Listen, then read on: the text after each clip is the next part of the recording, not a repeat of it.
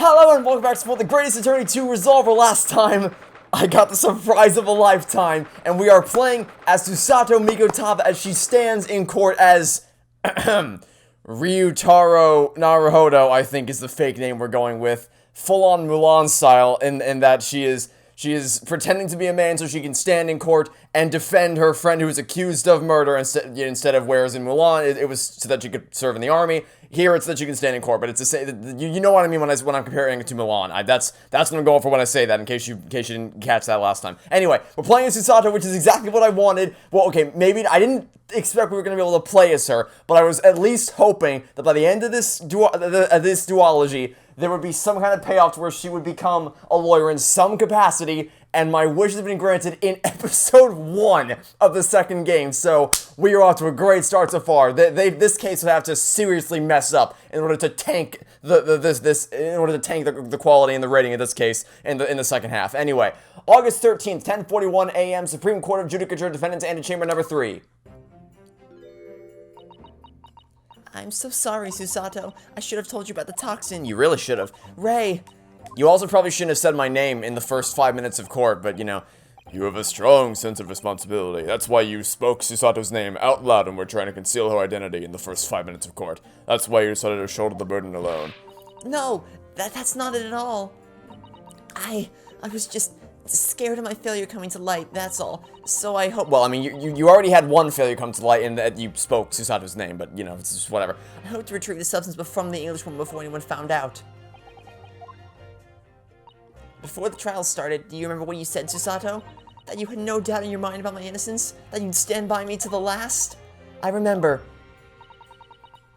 And yet I didn't deserve your trust in me. I hid important details from you, Susato. Trust me. Defendants have done a lot worse in this series up until this point. I completely betrayed your faith in me. Susato, nope, we're not doing either of those things. No, that's too good for me as well. Driving through the city streets, we're not doing that either. You have very little self-esteem, I've realized. I'm no better, you know? Oh. Even though in my heart I knew that you'd pulled the knife blade from Miss Brett's back, there was just a brief moment when, in my mind, I doubted you. Oh. Susato, I'm sorry. After I stood here and promised you that I'd stand by you and always be on your side, I betrayed your faith in me too. I did not do that, but I guess that happened. I didn't. News to me. And as such, I failed you as a lawyer. Oh, no. I think the situation has taught both of you a valuable lesson. Placing your unbridled faith in another is no easy task. Yes, Father. That fact has certainly struck home. Which is why I can see more clearly now. So, Ray? Yes? Can you find it in your heart to forgive me? You know the answer to that question. Oh, Susato. You know you'll always be a gallant, dashing lawyer in my eyes now. Oh, Ray. When you write the dialogue this way, how do you expect me to say that line? I was scared, you know, when it happened. I didn't know what was going on. The Englishwoman was sitting at the back of the hut, listening to what I was saying. I know it was— Oh, wait, what voice? I gave her some obnoxious voice, right? I know it was you who sold the poison. Well, now, whatever do you mean?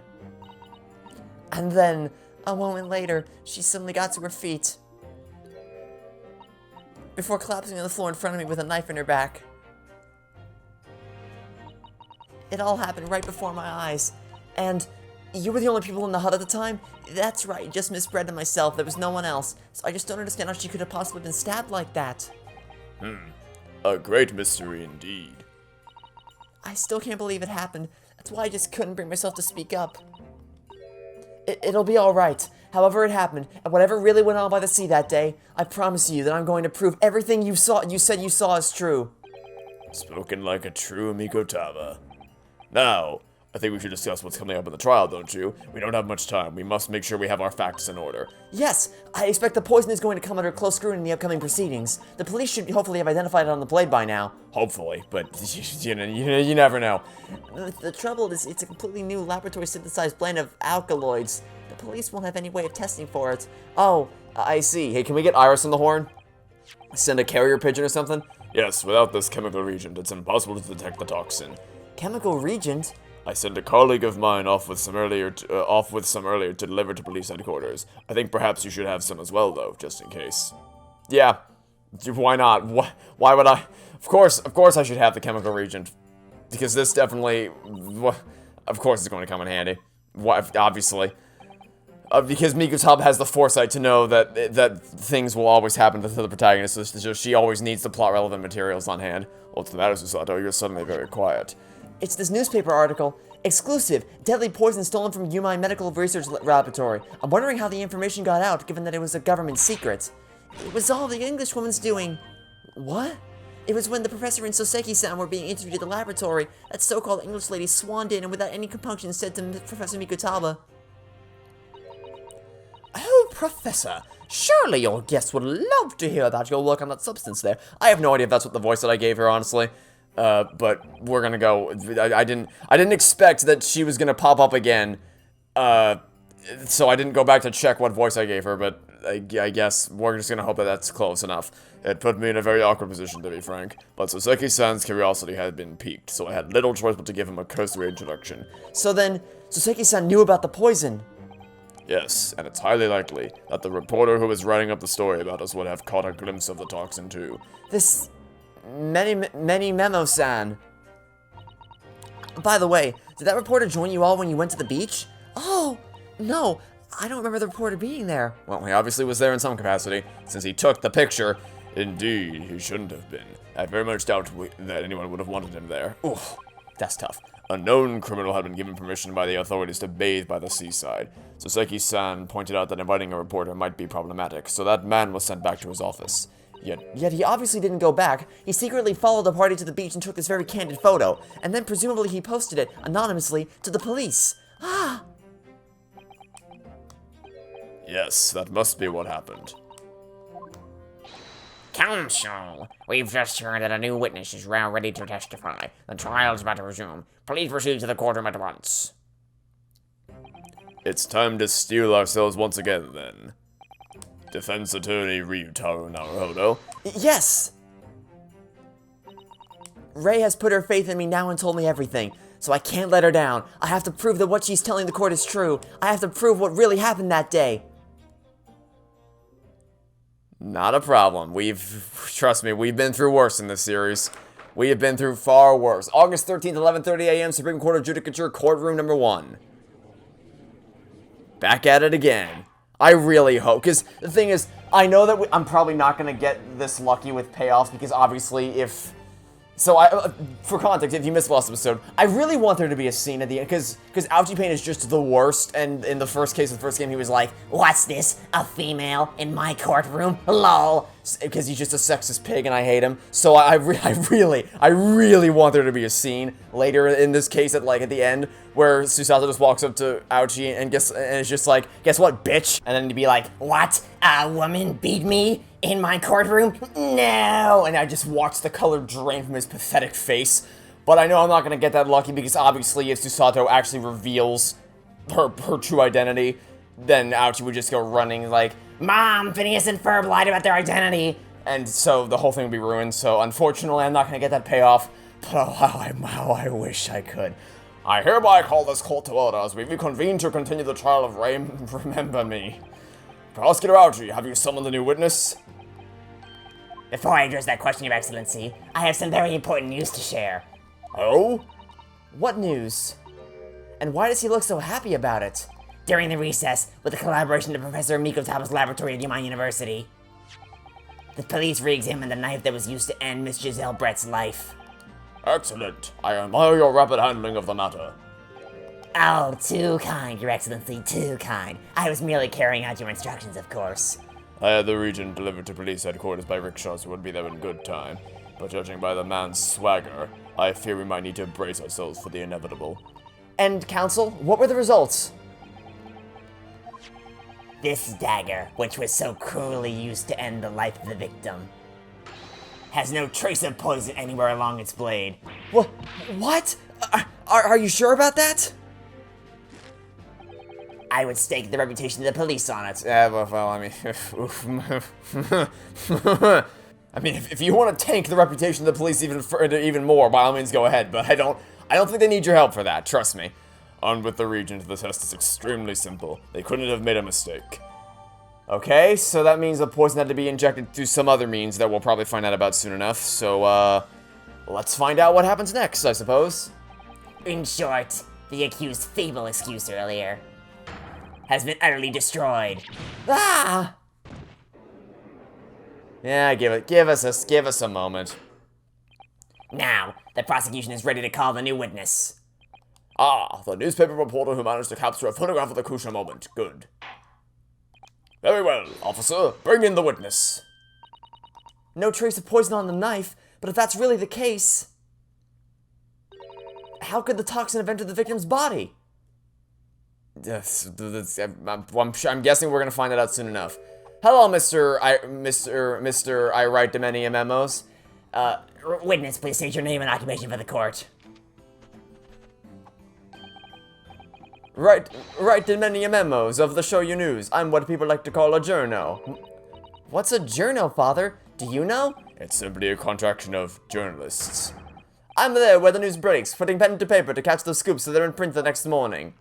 Mamma mia. Oh dear God, that's pain. Don't do that, that's pain. They don't call me the hero of the Herald for nothing, the nice guy of news. Many memo.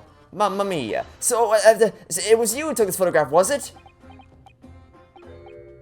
Well, what have we here? His face looks like someone. I see that face and I think of someone that I can't... Flynn Rider! It's like... You know what? No, it's like Flynn Rider meets the man with the yellow hat, meets Greg from the Wiggle. No. Greg? Anthony? I'm trying to think of their faces. I think...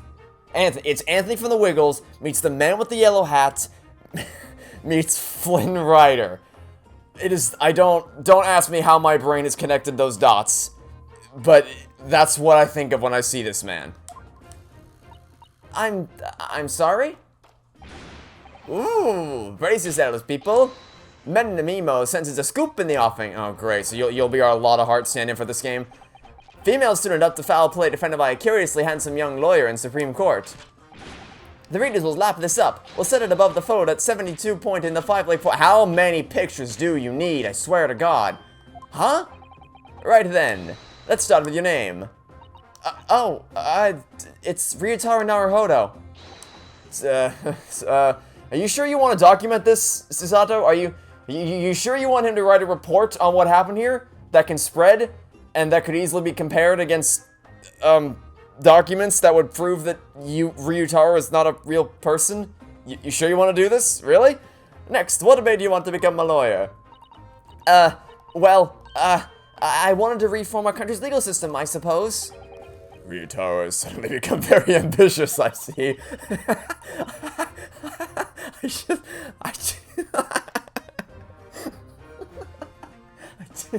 I don't know why that made me laugh so much, but it did. Can I get through this line, please?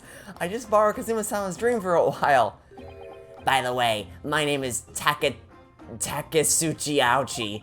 That's the so-called dark horse of the Supreme Court. My objections strike fear into every defense lawyer. Sorry. Oh yeah, I'm shaking in me boots. Shiver me timbers. No, the readers won't buy that. You're right, they won't. Witness. Yes? What this court demands to know is whether or not you were responsible for taking up this picture. Which wouldn't be hard to check, because we just check if there's a crack in the lens of his camera. It was delivered anonymously to the Imperial Police Bureau only yesterday. Yeah, I wouldn't be in journal if I didn't click quick when presented with a scoop like that now, would I? Sometimes stories call out to me, sometimes I have to chase them down, but either way, you've got to be fast. Fast legs to run with and a fast hand to write with. It's no good if you don't note it down, I always say. Gotta go fast. That's what I call memoism. He's writing many memos. Many memoism? Yes, I remember your face. We met that day when you were interviewing myself and Soseki-san. Yes, right, that was me. Menimo again. But you were supposed to be going back to the Shoyo news offices after our meeting. But the scoop is, I didn't. Because that Englishwoman's words had piqued my journalistic interest. Miss Brett's words? A criminal, left to do what she pleases just because she happens to be a British citizen? It's horse dung. This country's judiciary is rotten to the core. The Supreme Court's rulings aren't worth the paper they're written on. The police are just imperial pawns. Say your tongue, young man. What did he said, There are complex political issues at play. Yeah, I think I'm pretty sure he's aware of that, which is why he was commenting on said complex political issues, but go off, I guess. Well, anyway, I quickly jotted down those words you said in my many memo. That's a word. Many memo. That's a word salad. Many memo pad. Are you ready? I'll read it out. It's all here. Right, here goes. I should like to go with everyone to see your country's coast. A serious criminal going on some junket. The people need to know about this. That's why I decided to sneak after them. So you are going to be our lot of heart substitute for this game. Do you mean to say that you didn't witness it firsthand? The grim scene portrayed in this photograph? Oh, yes. I saw it with my very own journo eyes, from start to finish. Through the viewfinder of my trusty camera. The one that has a crack in it, which we can easily... I mean, I guess we don't need to prove that you took it anymore since you just admitted to it, but should you have denied it, we could have easily proved it anyway. Thank you, Many Memo-san. You will now give a formal testimony before the court. You will state exactly what it is that you witnessed of the events surrounding Miss Brett's death. Okay, let's get this show on the road. Witness testimony. The camera never lies. The beach hut was made of shoddy old reed screens, so there were plenty of gaps I could see inside through. The Englishwoman was sitting on a stool when the student girl came in and started arguing with her. Seconds later, the girl pulled out her knife, throwing the Englishwoman to the floor. She stabbed her in the back.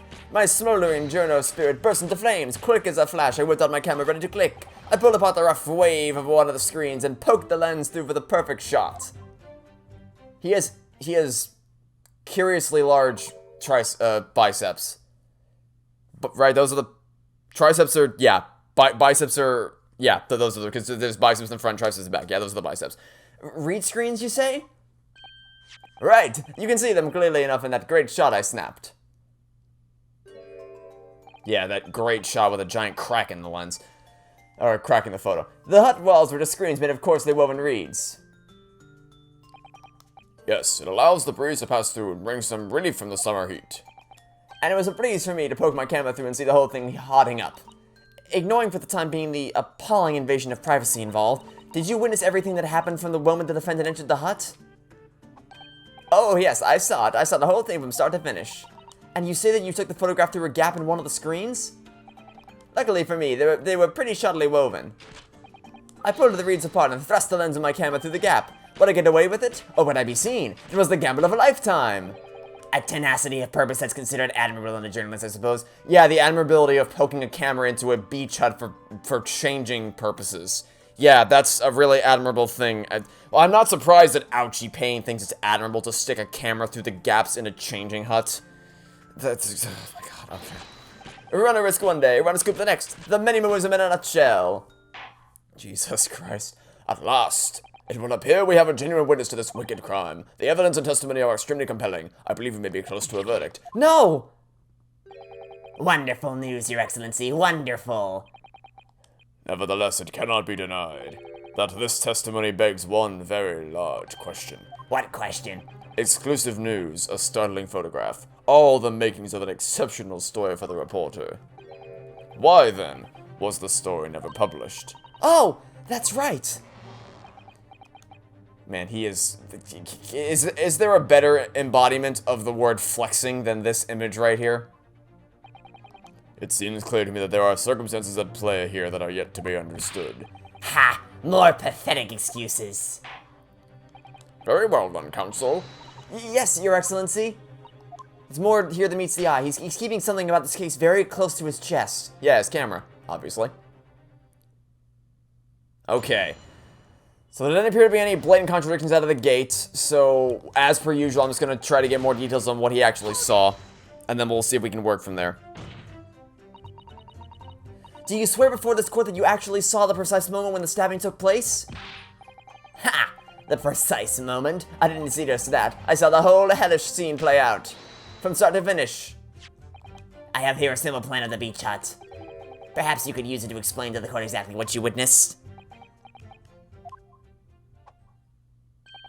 Right, you are. It's out here in my memo pad. When I first peered into the hut, I'm sure that the Englishwoman... Okay, could you have made... maybe we make the victim marker a little smaller so we can see more of what's going on? It was on the stool at the back of the hut here. Yes, the accused on testimony confirmed that. She just sat at the back of the hut, smiling sweetly, is what I have noted down. It's my turn to testify now. Try not to interrupt. Oh, buddy. Oh, boy. Okay. Then the next moment, as I was watching, the evil student girl entered the hut. After a while, the pair of them ended up in the middle of the hut, arguing furiously. The Englishwoman went for the student, but the girl dodged out of the way. And in a flash, plunged the knife into her adversary's back as the two passed each other. What you describe as a grave crime indeed. Never sugarcoat the truth. Like, why would you do that? That's just pain. That's just literal pain to stretch your overall straps as far back as they can go and then let go. That's just pain. You're actively inducing pain upon yourself. The beach-up plan has been entered into the court record.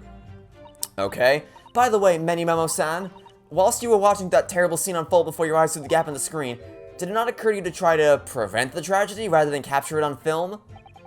Jurors have to be observers. We can't get involved. That's our horizon. Whatever. So you didn't converse with Miss Brett at all? Obviously not. An observer always remains on the outside looking in, even if someone is literally being murdered in front of me. Why would we interfere? And that's something to be proud of, is it?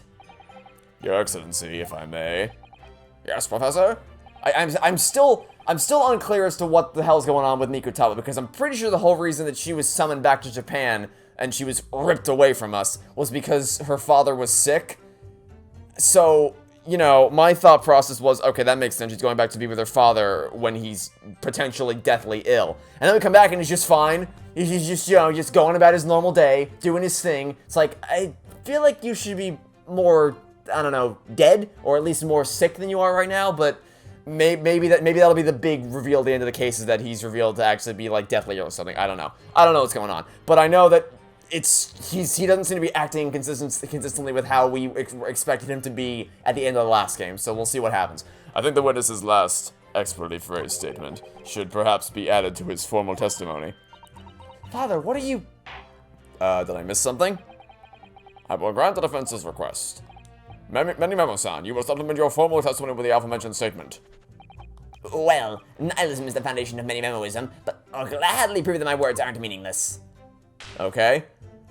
I never once set foot in the hut, nor spoke with the Englishwoman. I was there only as an observer. Okay, is there something that I'm missing here? Is there something in the piece in this that I'm missing? I mean, I can't examine it any further. Is there a piece of evidence here that I should be checking that proves... Am I missing something? Okay, this is like a critical... Whenever a character says, hey, maybe you should add that to the testimony, that immediately screams, what are you trying to tell me here, game? You're trying to tell me something. You're doing that thing where you tell me something. But I never once set foot in the hut nor spoke with the English, so obviously the contrary, obviously need to find something to prove that he did set foot into the hut. But I don't know what we can use to prove that. Okay, so...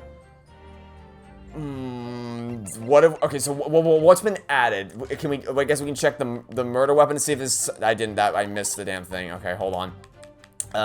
Check this again, I suppose. Must be the victim's blood.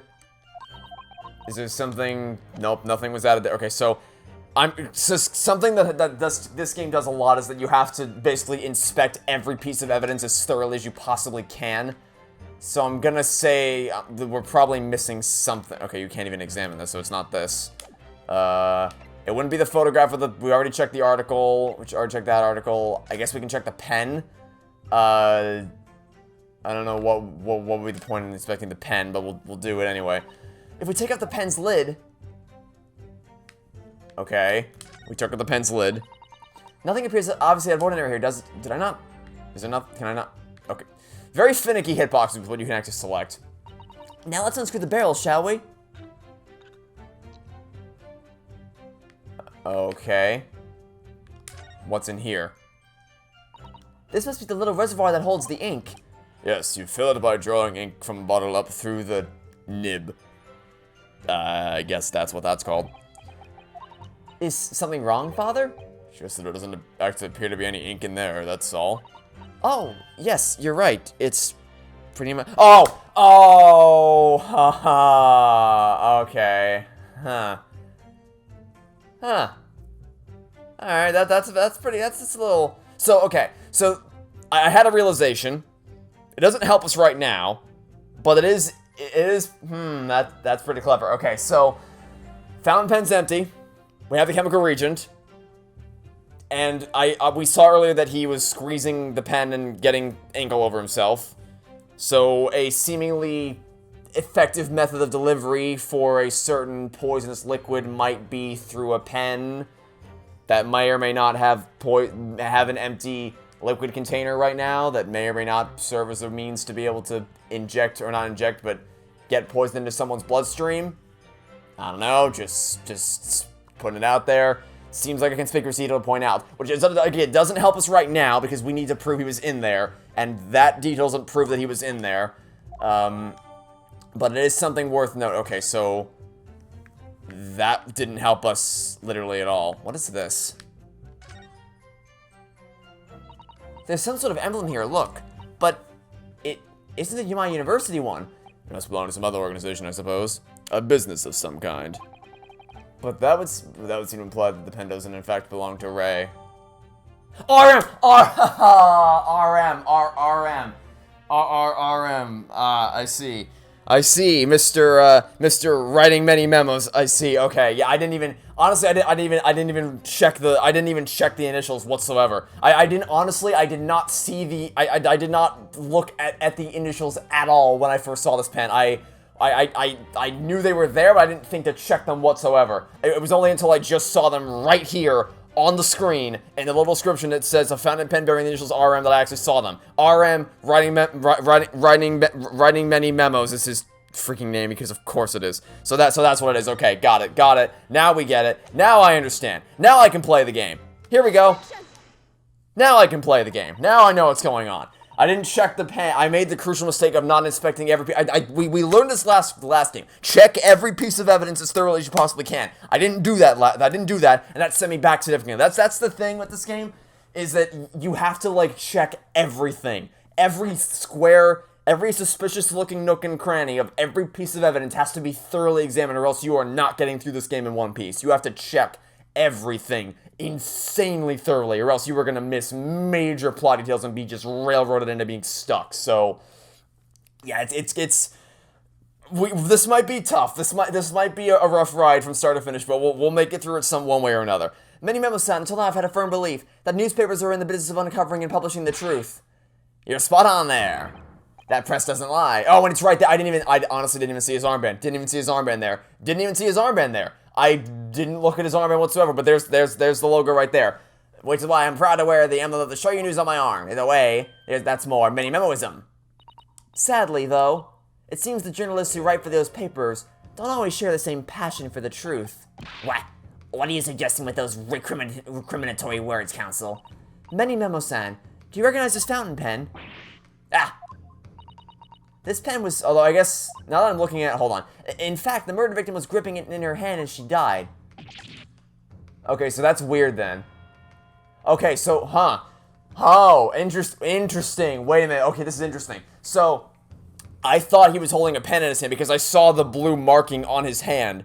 I just assumed that that's because what he was holding a pen. Honestly, I didn't even look at the utensil itself. I just saw that he was holding a writing utensil and that there was a blob of ink on his hand. So I thought, oh, he's squeezing the ink, or he's squeezing the pen and he's getting ink on his hand, obviously. But he's not holding a pen right now. He's holding a pencil. So we got an instinct from somewhere. So I don't know. Seems a little interesting. If you look at the barrel of the pen, you'll notice that its owner's initials are engraved there. R.M. Yes, thank you for bringing that up, Counsel. The initials of the accused. Ray, remember me. Is it a coincidence, I wonder, that your initials are also R.M.? No! Writing many memo, R.M. That's a horse dung, mamma mia. Can't you see? One of the central tenets of many memoism is being a pencil user. Then why is there a giant blob of ink on your hand? And yet, as the court would clearly be able to see on your right hand, there's a very obvious blue ink stain. It would appear that you must have rather carelessly left it somewhere recently. Your favorite fountain pen, that is. Oh, horsey, horse dung. Many Memo-san, is it not the case that before she died, you met with Giselle Brett in that beach hut? Why should we listen to this absurd nonsense? It's nothing but another excuse. You know, the more times you say that it's just an excuse, the less likely we are to actually take you seriously. Show you news will stand behind me all the way. I denied everything. There must be as many people as with the initials RM. Okay, well, how about pens that have that logo on your arm on the underside of it? How many pens have that? The defense has neither the time nor the inclination to count every star in the sky. Huh? And there's no need anyway, because this pen has more to tell. Yes, there is another clue. A clue that undeniably proves who its owner really is. In that case, counsel, the defense will now show the court where this alleged clue lies. Of course, Your Excellency. Let's do this, alright. The clue is on the underside, right over here. Here's your logo. Boop. As well as the initials, there is also an emblem on this fountain pen. An emblem that you will, of course, recognize, Many Memo-san. Goodness me, it's the emblem of the Shoyu News. In other words, the owner of this pen is an employee of the Shoyu News whose initials are RM. Suddenly the stars in the night sky don't seem so numerous, do they? Well, Many Memo-san, how do you respond? No! Order, explain yourself, witness. And preferably do it with your hat off of your face. So, this is how the mighty Supreme Court works, is it? Using coercive tactics, coercive tactics like logic, ooh, spooky, to have well-meaning citizens reveal harmless secrets. Yeah, that is how this works. We use logic to expose people who you think are innocent when actually they're guilty. That is how welcome to the Ace Attorney series, friend. Hopefully you don't stay all that long. I've used nothing but honest tactics. Alright then, fine. I won't try to hide it anymore. Yes, not long before that grim tragedy unfolded, I, a Shoyu News reporter on behalf of the public, conducted an interview with the English woman. An interview? Question. If you're gonna try to... Isn't she holding a pen in the photo? Yep, she is. Yep, she's holding the pen in the photo. There was a part of my brain that remembered that was in this photo.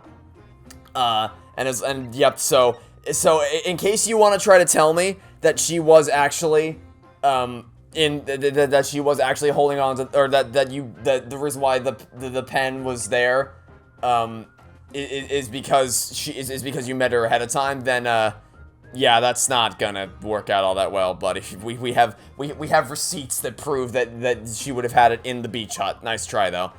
You never mentioned, and she would have had no reason to bring a goddamn fountain pen to the beach. That's just silly. When exactly was this? As I said, it was before that Evil little student girl showed her face in the hut. It couldn't have lasted more than 2 or 3 minutes, that's all. It was just a brief exchange. But it came to nothing, as we many memoirs say. People don't pay their dues for unworthy news. And why would you have given her the pen anyway? However insignificant you deem it to be, this court cannot overlook the meeting between yourself and the victim. You will testify now under oath about the precise nature of this meeting and what transpired. I got it. Yes, alright, but... on one condition. Okay. Condition?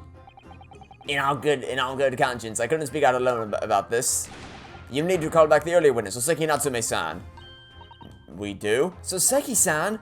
Oh, yes, according to my notes here, that man has a secret of his own, and brace yourselves, because it's not a harmless one, it's big. What? Okay. I'm sure whatever his secret is gonna be like, actually, I have a secret that I haven't told anyone, and that secret is that I actually have a pet cat. I know, I'm so ashamed of it. And you're gonna be like, see? Look at this evil man over here keeping secrets. And we're gonna be like, that's hilarious. You killed someone. Moving on. Many Memoism states that one man's secret is every other man's front-of-page story. Okay. Whatever you say, buddy. Very well, I will grant the witness's request in this instance. Officer, summon the earlier witness back to the stand. Soseki-san hiding something? No, never. Hey, buddy. Welcome back. Oh, we're just jumping straight in. No, not even an introduction for Soseki. We're just jumping straight in, okay? I asked the Englishwoman for an interview, but she declined, so I left the hut without making a fuss. Then, watching secretly from outside, I saw the woman being stabbed and the other witnesses come running. The detective realized that the victim still had a pulse, so he ran out to fetch help. That's when the writer man here asked the woman a very significant question. You gonna tell me what that question is? No? You're not gonna... Can you... Yeah, great job, buddy. Mention that a very significant question was asked, and then don't tell me what the actual question was. Well, okay, there is, wow, there is so much to break down in that testimony. I don't even know where to begin. The victim regained consciousness? And when she did, you decided to ask her a question? That's, true, yes. He did, and that's not all. The woman gave him a very definitive answer. An answer that incriminates the accused. Can you stop being vague about literally everything? This is preposterous. Why am I only hearing about this now? Why didn't you mention this before, you yokel hack? It wasn't even a conversation! Yes, I did pose the withering English Rosa question, but I don't deny it. But she could no longer speak, she was barely conscious even. Counsel for the defense, I expect a thorough cross-examination. I don't even know where to begin dissecting this. There is so much to go over here. The reporter is claiming that Miss Brett implicated Ray somehow? What on earth could have happened in that hut? We better find out now, or else we're not gonna get to the bottom of this. Okay. Cross-examination. The witness's secrets. Alright, question 1. What question did you ask? Please stop being vague about this. Hold it. What question? What exactly did he say? Well, no, you should hear that from the horse's mouth. Oh my god. Don't you, Mr. Riderman? Out with it, you yokel hack. What did you say to her? What did you say to the dying Englishwoman? Well, in truth, I'd been catching crabs at the water's edge and building castles in the sand, you see. Well, the seaside is a place to be at leisure, I suppose, even for a grown man. But then all of a sudden, from that little beach hut, a young girl's panic-stricken cries from help pierced the air. Ray! I ran into the beach to see what was happening, to find the defendant leaning over the collapsed victim. As soon as Inspector Hosonaga saw me spread on the ground, he sprinted off to get help. And then, just a moment later, I heard a faint moan, a moan from the dead Englishwoman. I nearly jumped out of my skin. But what did you ask her, Saseki-san? I asked her, who did this to you? Don't protract this any longer. How did this woman respond? She didn't. She said nothing in response. But what? Stop dancing around. Just give me a straight answer. When in the stand, you will answer the questions asked of you unambiguously. Now, without evasion or reticence, I demand that you amend your testimony. I will. Good God, Soseki, you're such a nice guy. I really like you a lot, but you are just so painful to deal with on the stand right now. I asked her who did this to you, but she never replied. So you tried to find out who the culprit was. He who asked the question is a fool for a minute. He who does not remains a fool forever. And having been labeled a criminal twice during my time in Great Britain, I was quick to make up my mind. Better to be a fool for a minute than to remain a fool in prison forever. However, you've indicated that the victim failed to respond, is that correct? I know why. I know why the Englishwoman said nothing. She was ignoring me because of my stupid mustache because I'm Japanese.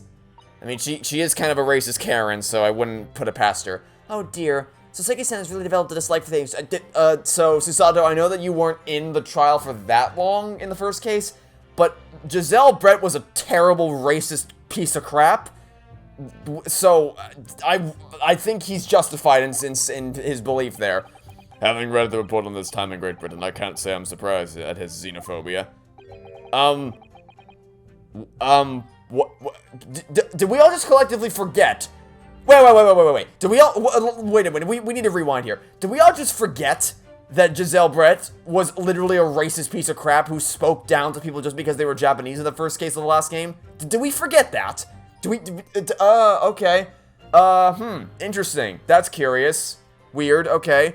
Yeah, so Seki-san is like totally justified in hating Giselle Brett. She's a racist, terrible Karen. What are you people talking? Okay. But this woman didn't ignore you at all, did she, Mr. Writerman? Well, yes, alright. She didn't respond in a manner of speaking, I suppose. Okay, oh my god. She just lifted a trembling finger and pointed in the direction of the defendant. Why did you say... You know, if...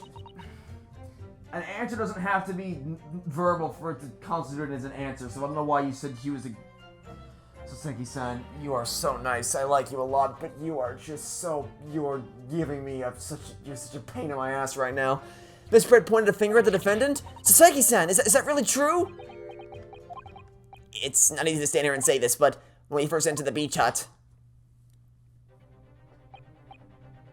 the Englishwoman was sprawled on the floor before us, with the student girl standing on the far side of her.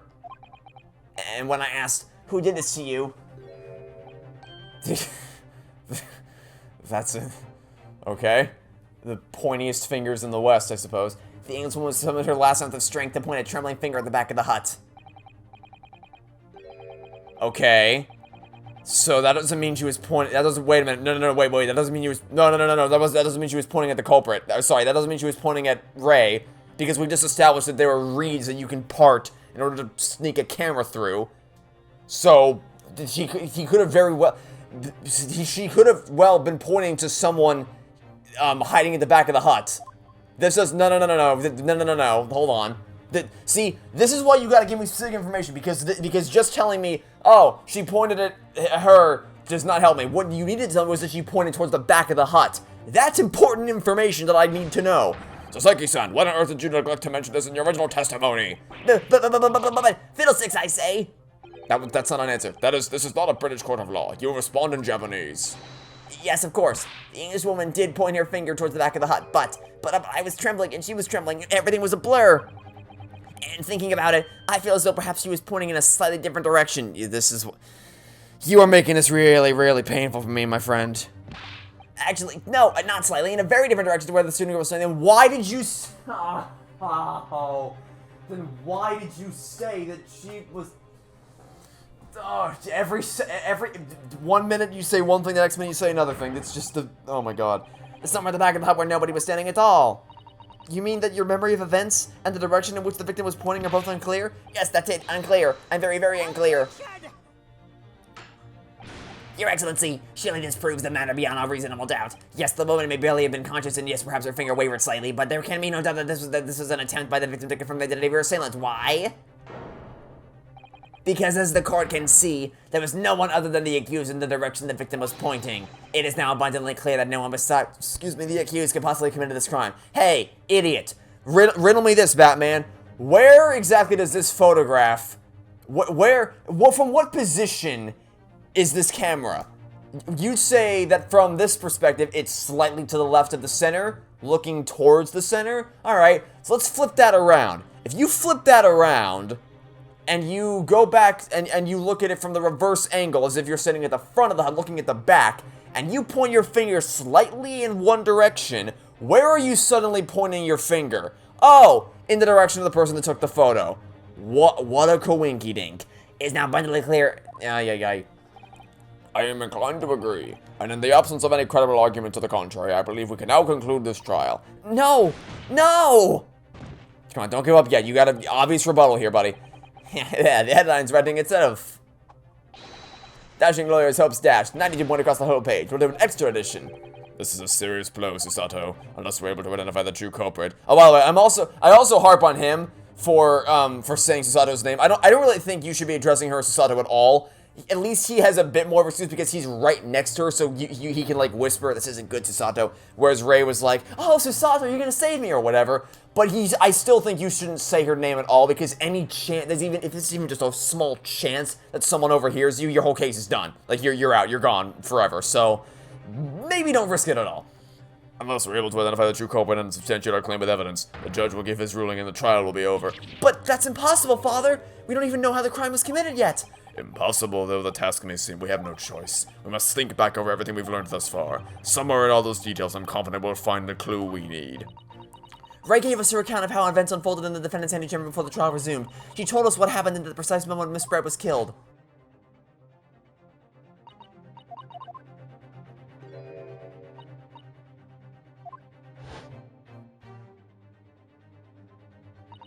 How could Miss Brett have been stabbed in the back in a beach that was empty for herself and Ray?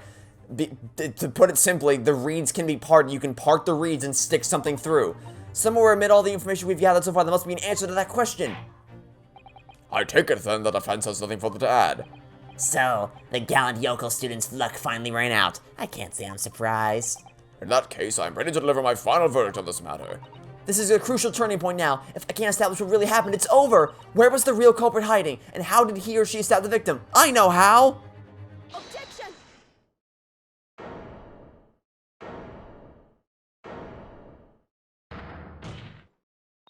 Your Excellency, I respectfully ask you to postpone your adjudication for the time being.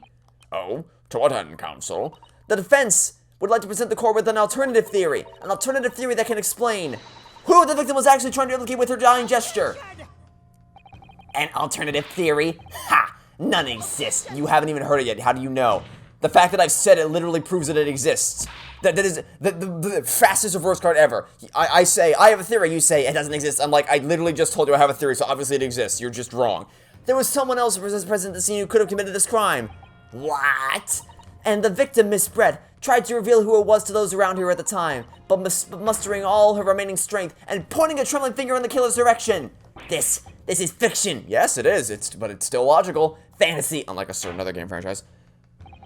What? I didn't say anything. Very well, as you seem so sure of yourself, counsel, I am prepared to hear your alternative theory. So, young Ryutaro Naruhodo, Yes, that's me, Your Excellency. No one else. you will present your latest theory to the court by means of this plan. At the moment the victim was stabbed, where exactly are you proposing the culprit was concealed? Behind the right outside the hut, right over here-ish. Please don't knock points off because I was 1 pixel off. Naruhodo-san would never give up, and I'm a Naruhodo now. A little presumptuous there, buddy. Okay. Skip ahead a few years, but alright. The true culprit who fatally stabbed Miss Brett was concealed in this location here! Are you mad, counsel? You're suggesting the culprit was outside the hut? Yes, I am. What? Order! But student lawyer Naruhodo-san Esquire, that makes no sense at all. You just pointed out the exact spot where I was starting to get my scoop snap. Oh, is that where you were standing? Huh. Didn't even think about that. Crazy. But I didn't see any suspicious individuals loading up. Self-awareness is off the charts. Obviously, if the culprit had been outside the hut, there's no way that he or she could have stabbed the victim who was inside the hut. I mean, she could have if she was sitting on the bench at the back like Ray claimed she was. Excellent, Professor Ouchie. There is a way. And in point of fact, the defense can provide evidence strongly suggesting that is precisely the way Miss Brett was killed. You're bluffing. You're bluffing, you yokel. The defense's assertion is clearly too fantastical for the court to comprehend. You will need to give us more guidance, counsel. What piece of evidence, this, I guess? I guess we show this. Yes, because, because you can see the slit. You can clearly see the slit at the back of at the back of the wall. And you can see the bench on which she would have been sat. So yeah, this is what we show. No, don't get the magnifying glass out. We show this right here. The original photographic print of the crime scene? Yes, it's clearly visible in this print. The trace of the fatal thrust that was delivered from outside the beach hut. Do you take us for fools? There's no hint of any such thing. I mean, I do, but yes, I take you for fools, but also, yes, the photo does prove that my theory is correct. I'm not sure that everyone present would agree. Someone, at least, appears to have noticed what it is that I'm referring to. Counsel, once again I must call on you to make explicit for the court. Where on this photograph is the trace of the stabbing, which you claim took place from outside the hut? It's right up here. Boop. Please don't knock me points because I'm 1 pixel off again. Look closely just here. In the screen at the back of the hut, as you can see the effects of a blade having been forced through the reeds. No, I can't see any such thing. Well, then you're blind as a bat, but everyone else can. It's true that the hut in question had 4 walls as you'd expect, however, by parting the reeds, a knife blade could easily penetrate them. This is extraordinary. Yes. The true culprit actually stabbed the victim from outside the beach hut. Yeah. And of everyone present at the scene, there's only one person who could have done that. Only one person who was directly outside the hut when Miss Brett was killed. Writing many memos, and it could only been you. No. This preposterous idea leaves me almost speechless. I know, it's so stunning you can't even believe it. Just look at the photograph again. The victim lies almost exactly in the center of the beach hut, does she not? Are we to assume, as part of this farcical scenario, that the assailant was a knife thrower? No, you idiots. Okay, so, oh my god, do I have to explain the physics of falling over to you too? Okay, I feel like I'm talking to a 5-year-old. It's like I have to stair-step you up to these basic concepts. No, of course not. We're not. If you recall the testimony of the defendant about the events just before the victim's death,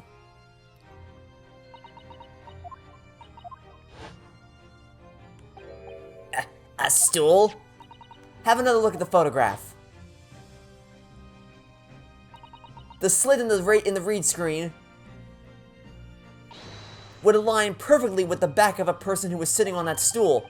My word. So in fact the victim was Killed while sitting on that stool by a stab wound to her back delivered through the read screen. Ah!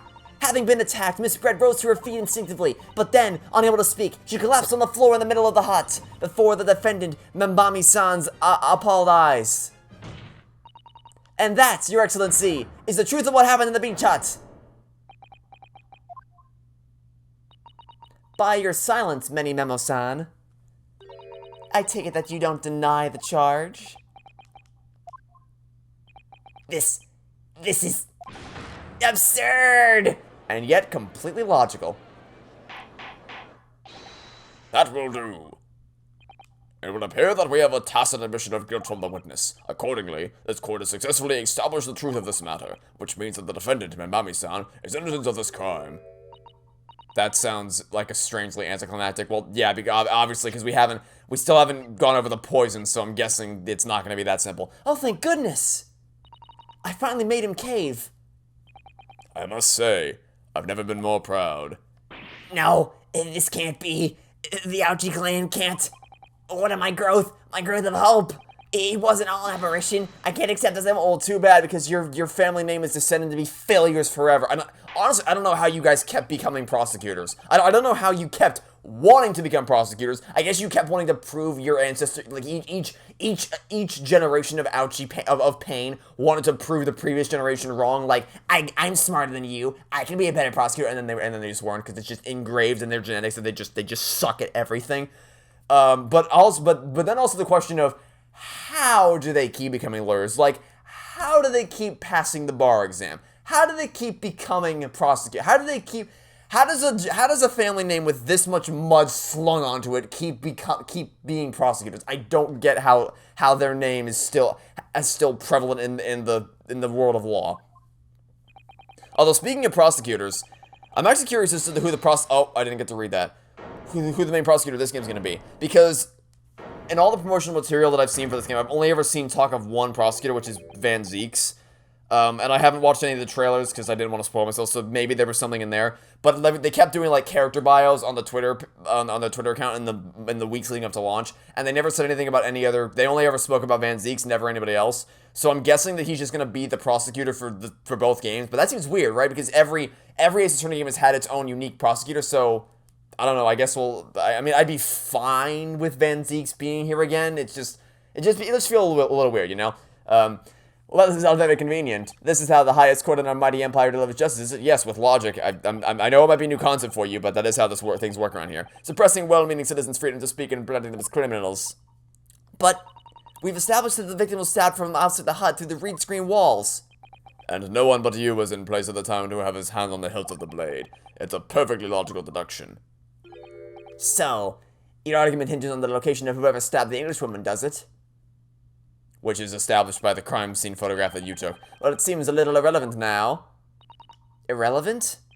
Whether she was stabbed, how she was stabbed. It doesn't matter. I mean, whether she was stabbed at all makes a difference if you think about it. After all, the trial has already shown the whole thing hinges on something else. Yeah, I figured we were gonna get around to poison. What are you talking about? Brace yourself, little man. I am talking about the fact that everything's changed. Because of the dirt you dug up. What? Enough obscurity. I'm assuming he's referring to the... Not this one. Nope, not this. He's referring to the poison article, which goes in depth about the poison in question, about how it was developed in the lab and it was stolen. Small splinter in the body would for fatal minutes. The newly developed, current methods can't detect the newly developed chemical. You have to consult it. Onset of symptoms occur in minutes. The contraction of the pupils, impaired breathing, suggested that the toxin. Yeah, okay. So yeah, this is. I'm guessing that's what he's referring to. What's to explain? I'm talking about the poison, of course.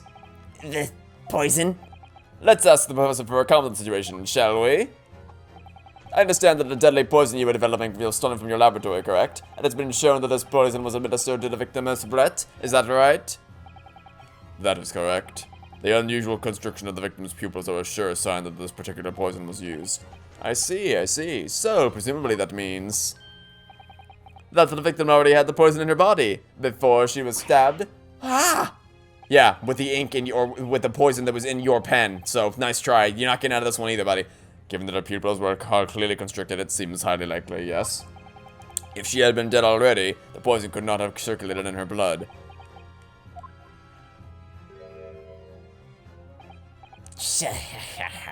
Ah, how refreshing to hear the argument of a metropolitan mind. Precisely. It matters not a jot who stabbed whom and who's backing with whose blade. Because, quite simply, the Englishwoman's life was taken not by the knife but by the poison. But that can be explained by the poison being on the blade, as I already... Ha ha ha ha ha. Forgotten already, have we, yokel? During these very proceedings, the laboratory of the professor at your side assisted in proving that the blade of the weapon used to attack the victim had no trace of poison on it whatsoever. Ah... So let me get this down. The facts, as skillfully established by the defense in this trial, turns out to be a headline-making red herring. Is that about right? Yeah, I'm not worried at all. Thankfully, I actually checked that part of the pen earlier, so I'm not worried at all. I'm confident we can pull this off. But where does this leave us? How, in that case, did the poison enter the victim's body? There is an undeniably obvious answer to that. The lady most likely imbibed it. You mean she drank it? Have a little look at the photograph here, as you can see. A bottle of carbonated water and a glass had been knocked onto the sandy floor of the beach hut. The poison could have been slipped into either. So somebody made Miss Brett drink it. Well, what do you know? Look at those dashing eyes. This will make a great front page shot. Hey, why the bewitching stare? After all, I am the last person you should be looking at. It would make no sense at all that I poisoned the woman, would it? I mean, that's been established already. Mamma mia, I write many memos. Established? What are you talking about? Don't tell me you've forgotten. That's a little hard to believe, given that the person who established it was you. Ah, me? What on earth does he mean? Ooh, let me capture those wide eyes. This is prime press fodder, that is. It would seem this trial is not destined to end yet after all. I hereby call upon the witness to give further testimony. That's great, that is. Let me get a shot of that magnificent beard, Your Excellency. You claim it to be impossible that you are the one responsible for administering the poison to the victim. You will explain to the court in your testimony the basis upon which you make such a claim. I'm a gentleman, I'm a man. I've never tried to run or hide from anything in my life except for this crime right now.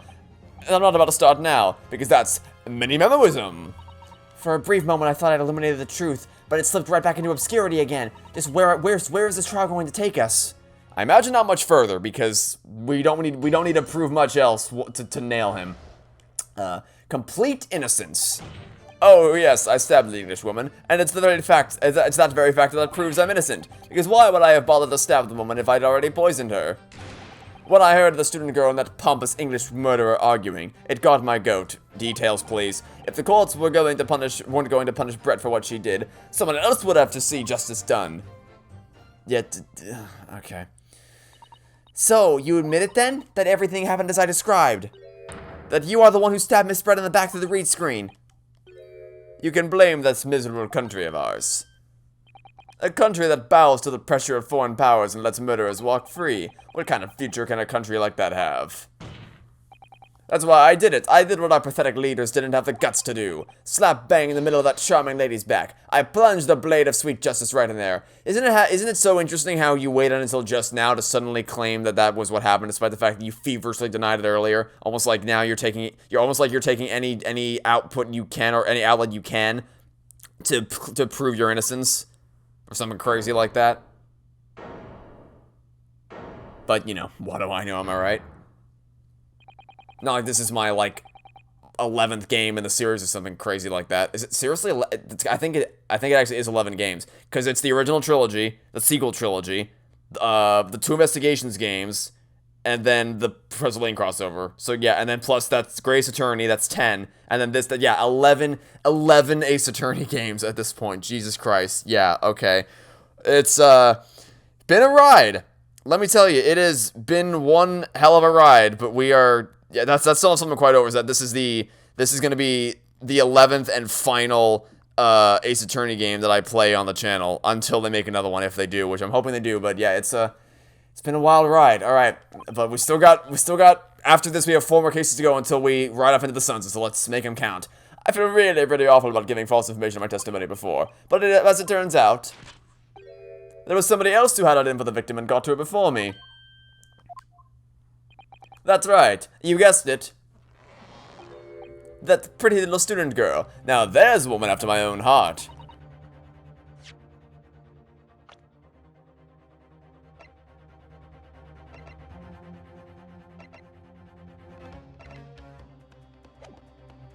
Just, making sure I read that statement correctly. Yeah, maybe you shouldn't have said that. You shouldn't have. Okay. You're implicating Ray again. She's the one who gave the poison to the Englishwoman and ended her pitiful existence. Now the poison was in your damn pen, and suddenly, snap, this journal here is off the hook.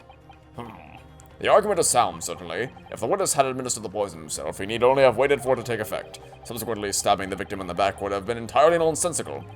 And therefore, this reporter had nothing to do with the poisoning. Yes, it's all quite logical. That's right, it is. Logical and true. I'm glad you all have seen the light. Justice at last. This is unbelievable. And after I'd made so much progress in proving his guilt, is he just gonna get away with this? Yeah, I did the good old-fashioned Ryutaro snap, or not snap, slap. Think of Kazuma-sama and Naruhodo-san. They never stopped looking for a way forward until the judge's final gavel. As the judge slams his gavel. Very well done, counsel. Proceed with what I assume to be your final cross-examination in this trial. Yes, Your Excellency. Alright, let's do it. Here we go. The final showdown. Cross-examination. Complete innocence. First things first, details please. What exactly were they arguing about?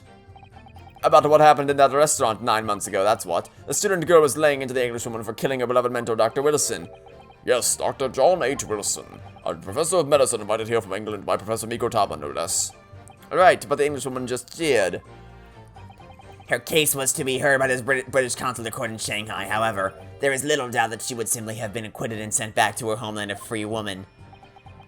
It was eating that student girl up inside, you could see it. I really felt for her. Uh-huh. Oh, well. Welcome back to the stand. Maybe don't speak. The last time you tried to speak, it didn't go so well for you. I can't. I can't stand here and listen to this tripe. Ray! Young girl, you stand accused here. You can't just blurt whenever you feel like it. Hey, Ray, remember what happened last time you tried to speak and you said my name out loud? Maybe don't do that again, please. No, you can't. Sorry, but I'm in the middle of some very important testimony here. Just keep quiet and listen. But this awful man is making all this up. Susato, you did it again! You did it again! How are you so bad at this? How can you be so big? Ray, you're so nice. You're really kind. You clearly like Susato a lot. But for the love of God, please learn the fake name. It's so simple. It's just one fake name. That's all you gotta learn. You did it once, you bungled this the first time, and then you bungled it again. How it's so easy. It's so easy to say the right name. But back here, here's Ray, here's Remember Me, back at it again, saying the wrong name and putting us all in jeopardy. Thanks, Ray. Thanks, Ray. It's doing great work out there. Oh my God, okay. Return to the dock at once, Membami-san. We're in the middle of a cross-examination. Your Excellency, please, I implore you. That journalist is clearly not a trustworthy witness. Exactly. He's a filthy, rotten, black-hearted, bigoted, dirty, great, peeping Tom. Whoa, take it easy there. Please, I really think the court should hear what the defendant has to say. Your Excellency, I see no need whatsoever to entertain the accused's remarks. I will grant the request of the defense. Wait, but Your Excellency. This is likely to be the final cross-examination of these proceedings. As such, I believe it would be ill-advised to stifle the defendant's obvious concerns. So, whilst recognizing that this contravenes regular protocol, I hereby call upon the defendant to speak. Oh! Thank you so much, Your Excellency. Now don't say my damn name again. It was nothing to do with Dr. Wilson. We were discussing the stolen poison. Alright, details. I demand, please, give me more. The stolen poison that killed the victim, you mean? I suspected her of being the one to steal it. I mean, just think about how she killed Dr. Wilson. That's true. Additionally, Miss Brett certainly had knowledge of the new poison. But surely it would be no easy task to steal a highly secret toxin being developed for the government. Indeed. All visitors to the laboratory are thoroughly searched when they leave. Even if a thief managed to avoid being seen by myself or a colleague, getting the poison out would be very difficult. That's true. I pestered Professor Mikutaba until he agreed to show me the poison when I visited his laboratory, but as I left, I was searched from top to tail. Miss Brett rather bluntly revealed the existence of the toxin we've been developing, you see, and since Oseki-san expressed such an interest in it, I felt unable to refuse. Obviously, I gave nothing away other than the fact that it was an extremely potent substance. I'm very ashamed of myself. It's just that I've had a singularly terrible experience with a deadly poison. I wanted to look at my old enemy in the eye. Surely you can understand that. To find out if my suspicions were true, I confronted Miss Brett about the poison. I told her that if there was to be an incident involving it somehow, it wouldn't just be the university. The military would be dragged into it. The whole government even. It would be a complete disaster. And how did Miss Brett respond to your concerns? She just curled those beautiful lips of hers and said she didn't know the first thing about it. In English, actually. Yes. Many memo-san. One small question, if you don't mind. I do mind. Can't you see I'm busy? Clearly you were outside the beach hut listening in whilst the defendant and Miss Brett were conversing. Presumably, then, it was you who wrote this article about what you'd heard. Exclusive! Deadly poison stolen from my medical research laboratory. The story was published in this morning's edition of Shoyu News. The details are too accurate for it to have been written by anyone else. Sorry, don't know what you're talking about. Yes! Look at this! The entire article! It's almost what I said to Miss Brett, word for word! Well, many memo-san? As a journal, and as a citizen of a free country, I don't have to reveal my sources. That's a founding principle of many memoism. You just admitted you were outside the hut, my dude. What are you talking about? Fada's clearly right about this. That reporter did write that article, and he based it on what he overheard from outside the hut. Okay. So do we just need to... Didn't he say something about... Yeah, okay. I think he said something about this in his testimony. So that's what it was all about. You were trying to cover up the fact that you were listening in. That's why you came up with that stinking story about me arguing with her. Shut up. My stories never stink. Look, whatever you say, little girl, doesn't alter the facts. Your Excellency, there's something I want to say, and I wanted to go on record. Very well. You may amend your formal testimony. Alright, what are you gonna say? Say it. Say it. The point is, if you poison someone, there'd be no reason to go then and stab the person as well. Well, that's not exactly true. Actually, no. Yeah, that's not true at all, because hold on a second. So, the poison, it says something about it being like on a, okay, it's new, symptoms occurs minutes, assures the pupils, no, where did it said start, bump the mic, sorry. It said, yeah, okay, current methods cannot detect a newly developed chemical, the university would have been consulted. This thing is brand new. It is like very, very early stages of development. This is, no one's ever heard of this damn thing before. And we know for sure that everything he learned in this article, or everything that's in this article, came from this conversation between Ray and Giselle Brett, which means that everything in there was learned from many memos eavesdropping on their conversation. So he knew all about it. If the point being, so okay, I think I might be starting to stray from the point here. So to refocus, we know for sure that everything in the article came from his conversation, so he was obviously present there to learn all about it. He knew everything that there was to learn about how this poison functioned. Meaning that if someone were to use this poison to kill Giselle Brett, it leaves very obvious side effects. In that the pupils are constricted, and because she would have had been poisoned before Ray entered the hut, then we know that she would have never, because she immediately started talking to her, she would not have had the chance to do it. Meaning that it would have been crystal clear, would have been clear as day who the killer was, because she would have had been poisoned before Ray entered the hut, and there would have been very, very obvious signs left that it was the poison that was used. So if you were to stab someone to try to throw them off the scent and say, hey, look, The victim was stabbed to death. It wasn't poison, it was a stabbing. Then, all of a sudden, it becomes a lot more likely that Ray was the one to kill her and not write a many memos or whatever the hell it is. That's what this is. I guarantee that's where we're going here. Objection! Well, I can think of one reason. What? But before I explain, I'd like you to confirm something for the court. Did you glean all the information for this newspaper article from what you overheard outside the hut? Of course he did. There can be no question of that. After all, when we were all in the laboratory together, all we were told was that it was a terrible toxin. And there is one more important fact to consider. According to the witness, Membami-san's verbal attack against the victim began as soon as she entered the hut. In other words, it would have been impossible for her to have slipped the poison into Miss Brett's drink. Where are you going with this, counsel?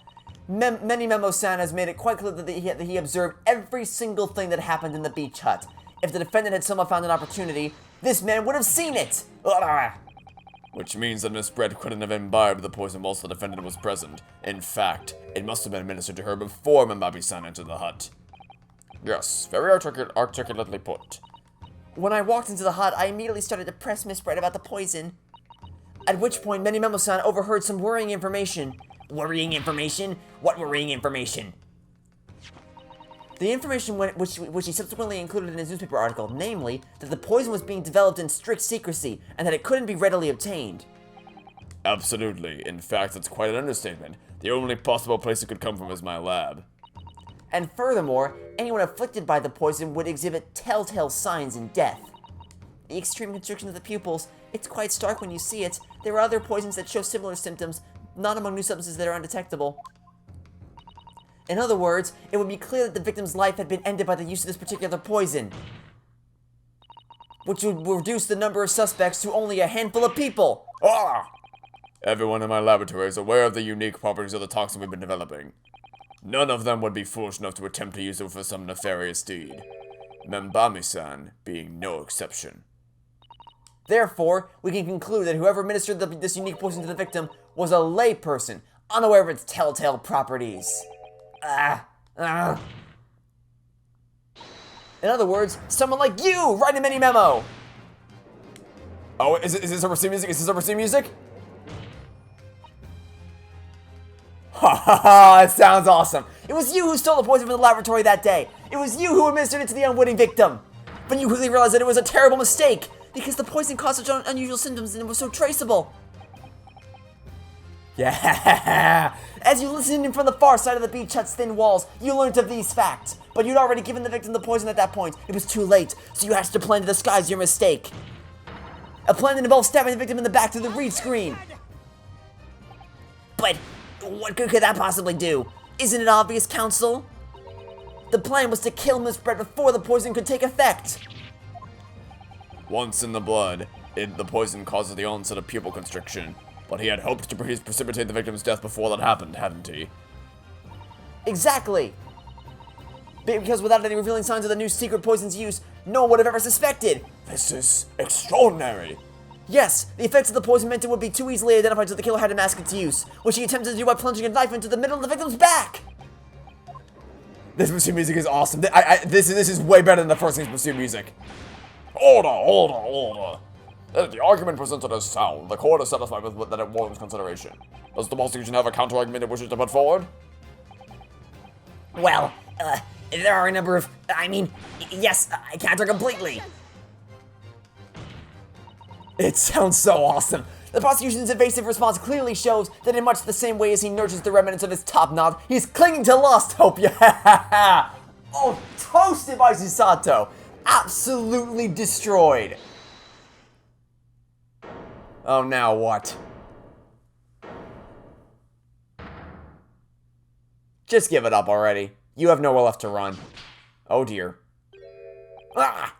You pathetic, useless, fallen samurai. Fallen? Who are you calling fallen? I don't need a counter-argument. You kind of do. Well, what are you talking about? Mamma mia, it should be blatantly obvious. I stole the poison, you say? Gave it to the victim, you say? Stabbed her, you say? Lots of fine theories. But I don't need a counter-argument because you don't have an argument yourself. Where's your evidence? In the pen. Just check the pen. We have the chemical reagent. Check the pen. Yes, you make it all sound so plausible, don't you? But without evidence, it means nothing. Okay, then we'll get some with the chemical reagent and the fountain pen. Whereas I base my news on facts. Facts? What do you mean? Explain. What? Facts? What are these things you speak of? I've never heard of them before. I mean, what the professor said earlier in this trial. It's all here in my many memos. Every word, every slip of the tongue, all noted. That's what the Shoyo News is famous for. It's the power of the printed word. Uh-huh. How's that then? Blown the story wide open? See, I, writing a mini memo, a mere reporter from the Shoyo News. Couldn't possibly have stolen that poison from the professor's laboratory. What?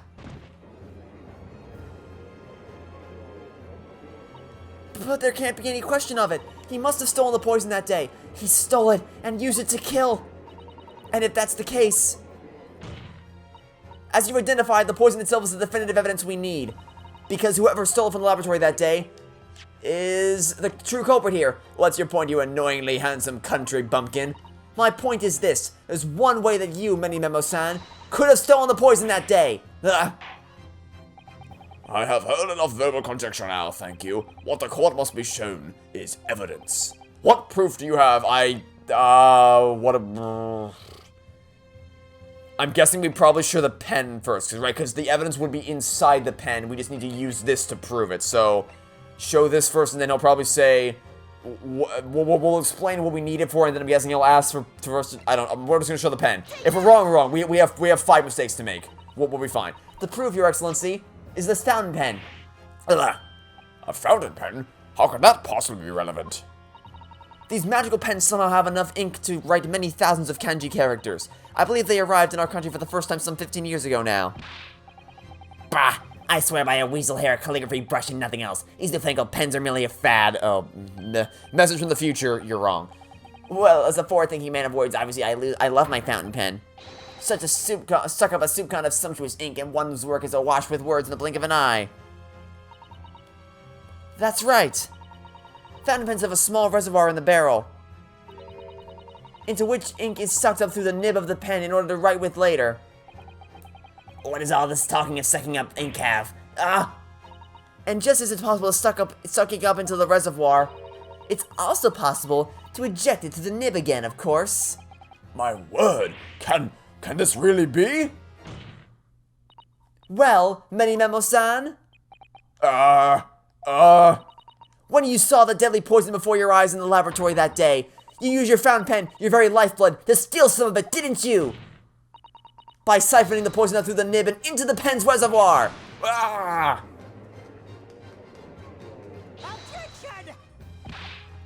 More absurdity! That never happened. True, we've heard that there were procedures in place to prevent thefts like this in the laboratory. But would anyone have thought to look inside a fountain pen, of all places? No, I'm a little ashamed to say that for fear of offending our guests, such a detailed search would not have been conducted. Well, this is quite startling, I must say. I remind the court that this pen was found in the clutches of the victim when she died. In other words, it was dropped at the scene by Many Memo-san. So the crucial question is, when exactly was the pen dropped? Are you suggesting? The natural conclusion is that in your haste to act whilst the victim was distracted for a moment, you dropped the pen after you emptied the poison into her glass! There could be any number of alternative explanations. For example, the witness could have been using his pen to write down details of his conversation with the victim. And when shocked by one of her outrageous answers, the pen fell from his quivering hand. No, that can't be. If it was, how do you explain why the pen was devoid of ink? What? As you can see for yourself if you examine the evidence, there would appear to be no ink present in the reservoir. What newspaper reporter goes to interview someone with nothing in his pen? No, the pen was dropped after the poison that filled its reservoir had been emptied into the victim's glass. Witness, what do you have to say in your defense?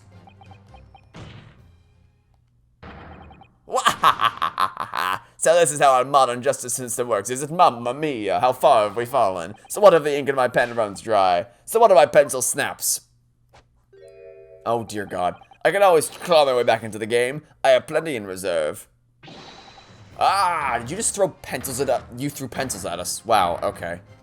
Jesus. You claim I sucked the poison up into my pen? That's wild speculation, nothing more. If you thought you could bring down a fine, upstanding citizen with a trick like that, I mean, we clearly have, given your current animation stance. We've clearly done some damage to you. It looks as though it's going to take one final decisive blow to finish this matter. As I see it, the situation is now very simple. It rests upon whether or not this witness did indeed steal the poison on that day in question. And therefore, it all depends whether or not the defense can prove that he did it with evidence. Well, I mean, we have the chemical reagent on hand, so wouldn't be that hard to test it. Memo-san, this is how our modern justice system works. What? In the courtroom, evidence is everything. Something you would do well to remember. Because we are well past the point of speculation at this stage, I assure you. Very well, then. I call upon the defense to present the aforementioned evidence. This is it, then. This will be the final piece in the puzzle. The defense can prove by means of this item that it was the witness's pen that was used to steal the poison! Counsel, what is that bottle? This bottle contains the unique chemical reagent that can identify the poison in question. Yes, that poison is an entirely new synthesis of alkaloids developed by my colleagues and I. It would be impossible to detect traces of it by any other method.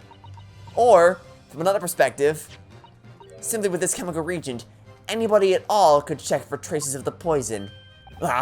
A reagent? One drop of the contents of this bottle on the tip of your fountain pen, Memo-san, is all it will take to solve this case beyond any reasonable doubt. You can't. I won't. Your crimes are bad enough, but at least know when to admit defeat. Your Excellency! The defense requests permission to carry out the test on the fountain pen at once!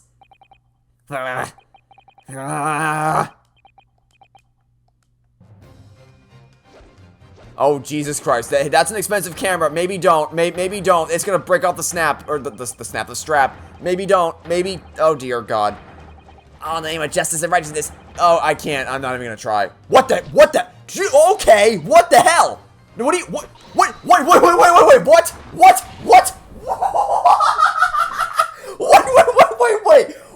a minute. What? What the fuck? What? What just happened? Wait a minute. Wait a minute. Wait a minute. What? What was that? What was that? Wait. Okay. Alright. Number one. This shouldn't be the first thing to come to my mind. After what we just saw happen, this should be the furthest thing from my mind right now. But can you stop calling her by her name? What do you do? You've won. Game over. You need not speak. You need not say... Okay. Well, that's a small thing. Let's also... So we went split screen mode, and they just freaking yeeted him into the next dimension? Like, what? They pinned him down, and then just Falcon punched him into next Tuesday. What? What was that? I mean, it was awesome, but, like... I think I'm still having trouble processing what the hell just happened. Like, what? Not quite. That was a Ryutaro takedown. What the hell? What? Okay. The instant the first drop of reagent touched the nib of the fountain pen, it was clear to everyone present. I'm just flabbergasted. When I saw it there in the lab, the poison, the devil got hold of me and I decided to do it on a whim. I excused myself and emptied all the ink down in the sink in the bathroom, watching the reservoir out carefully. And then you waited for an opportunity to suck up some of the poison, didn't you? Into your fountain pen. Yes, that's right. Answer me one thing. Why did you steal it? For what purpose? Isn't it obvious? To find out what it was made of and expose it in an article. I mean, it was a secret project after all. Too juicy for a jeweler like me to pass up. Then, why did the Englishwoman end up dead? I went into that hut intending to quiz her out of situation, that's all. As a reporter, a known killer enjoying full freedom, evading justice by leaving the country, I told her what I thought about it. And she just laughed in my face. Oh, what's this? A Far Eastern caveman purporting to practice journalism? Really? You must learn the difference between reporting and listening at doorways, you ignorant plebeian. What? What did you call me? This country, with its pretensions to a justice system, to a free press, it's really very depressing. You see our superior ways in the West, yet you lack the mental capacity to emulate them. Get out of here, you oaf. Get out, and crawl back into the cave you came from. Yeah, so a gentle reminder that she's terrible, and Soseki is fully justified in hating her. That's what I remembered about the deadly poison I happened to have in my pen at the time. What a terrible tale. In my head, I knew I should just get out of there as quickly as possible, but I couldn't. I couldn't let her get away with what she'd done when she clearly had no remorse at all. I suppose it was my journal spirit getting all fired up.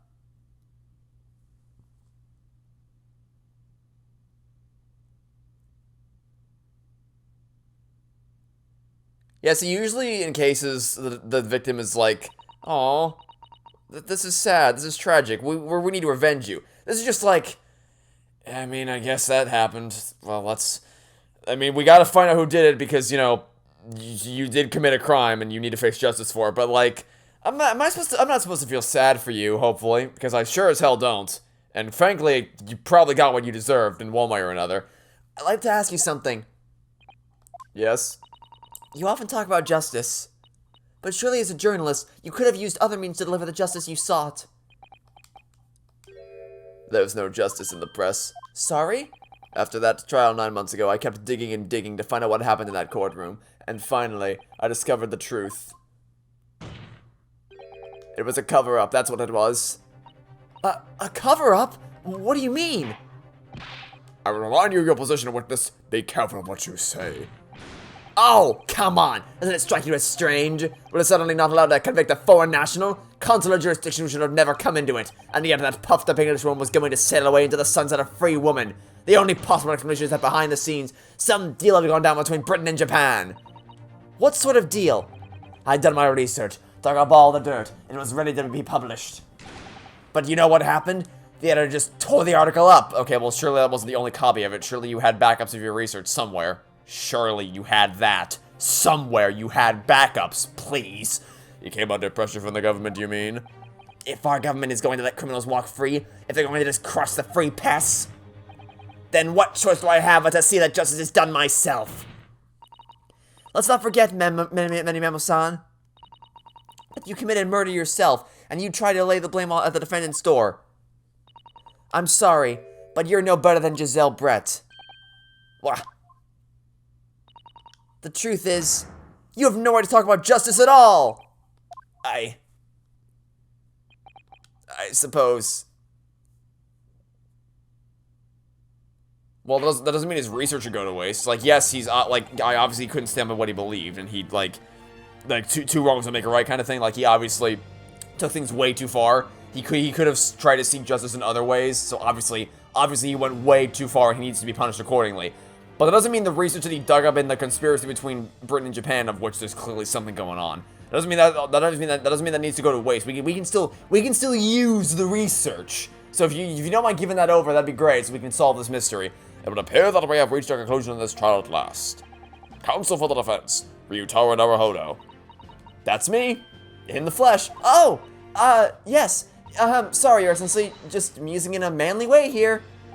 It's almost unbelievable this was your first experience of the Supreme Court. It was an excellent performance. In truth, it very much reminded me of your cousin's exploits. Oh, Naruhodo Ryunosuke, you mean?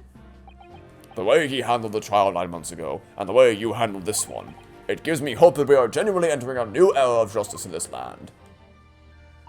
That's very flattering, Your Excellency. Hearing the defense you put forward today made me feel most keenly that the future of our justice system will be forged by you and your contemporaries. Thank you. So, Professor Ouchi, you have any final thoughts? What the hell is this? Professor Ouchi? I, Taketsuchi of the Ouchi clan, have been bested by a callow youth not once now but twice. If there was any shred of my former self left, it has withered and died here today. Gosh, your journey to cultural enlightenment sure took a while, didn't it? Silence! Rather than living on in shame. No, stop him. What do you, stop, no, stop, someone tackle him, stop him, stop. Leap across the room and stop him, what are you doing? One's hopes are the only way in which he'll be modeling himself to the witness. What, stop, someone stop him, what are you doing? No one? Sprig of my top knot, the time is right for farewell, hope is lost forever. Is no one gonna do anything here? Oh.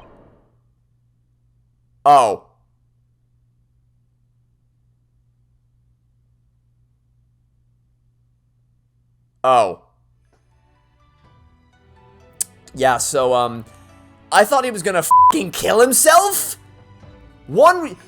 Silly old me, when he said, I'm gonna end it all with this blade. Silly me thought that meant he was going to kill himself, and that my gut reaction was to leap across the room to stop him from doing that. Because for as much as I hate this terrible, terrible person, that doesn't mean he deserves to die. So, it's silly me for thinking that end it all meant kill himself. Okay, that was, thing?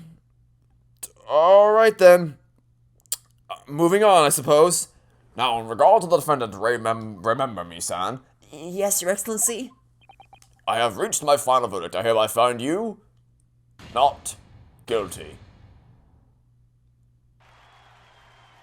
Well, that case, I'm still, my brain's still reeling from the freaking double Susato takedown, and the freaking, the knife stunt that just got pulled, but my god was that case phenomenal.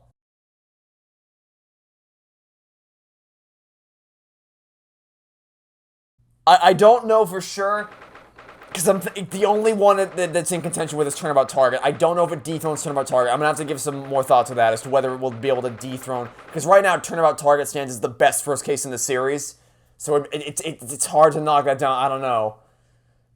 I think my just adoration of Susato would probably personally mean that I enjoy this case more. But in terms of, like, strictly the structure of the story, whether the case itself is actually better or worse, I don't know, man. It's really close. That was just so awesome. I'll think about it more. I'll have an answer by the time we get to the finale. August 13th, 2:38 p.m. Supreme Court Judicature Defendants, Ancient Chamber number 3. It's over. My heart is still pounding in my chest, though. It's all I can do to just stay standing. Lawyers have such great responsibility, such a great burden to bear. Don't they, Naruhodo-san? Susato!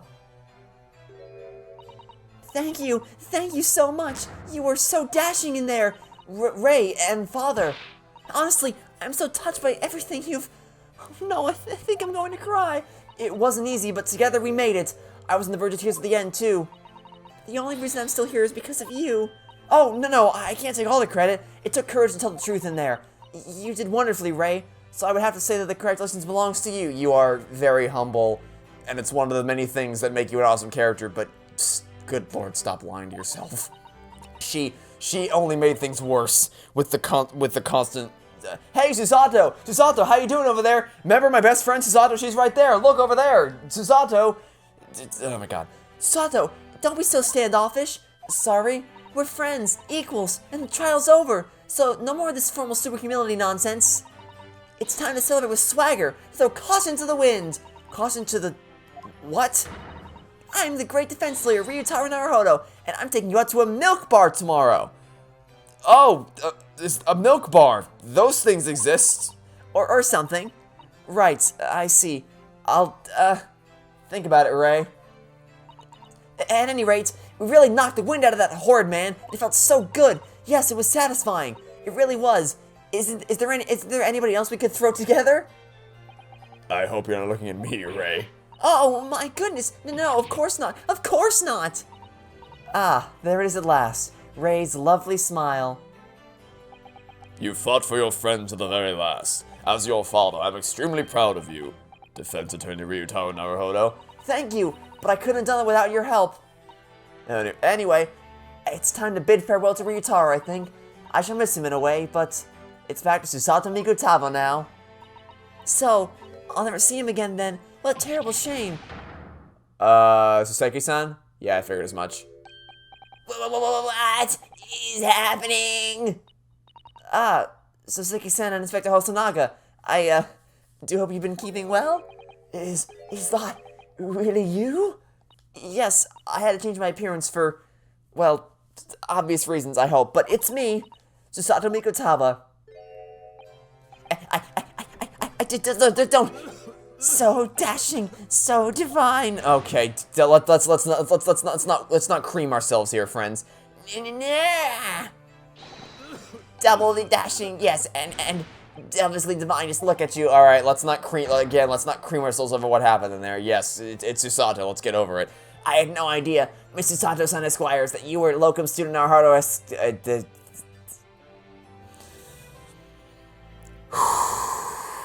Breathe in, breathe out. Breathe in, breathe out. Astounding, Ace.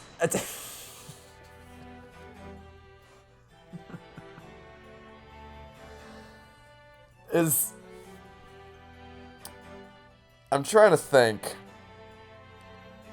Is that the first time someone's mentioned the term Ace Attorney in the series? I don't know for sure. I really can't say for sure. But I feel like this might be the first time someone's. I feel like I'd remember if someone had deliberately said this previously. I don't know. It's just okay. Whatever. Poor Soseki-san, so confused. I still remember the first time I ever met him. He was in a prison cell in London. What an extraordinary court conundrum it was that the unwitting student from Japan found himself embroiled in. But after Naruhodo-san's skillful defense at the Old Bailey, Soseki-san was free to return to Japan. And now he seems to have earned himself great fame as an author. I'm stunned.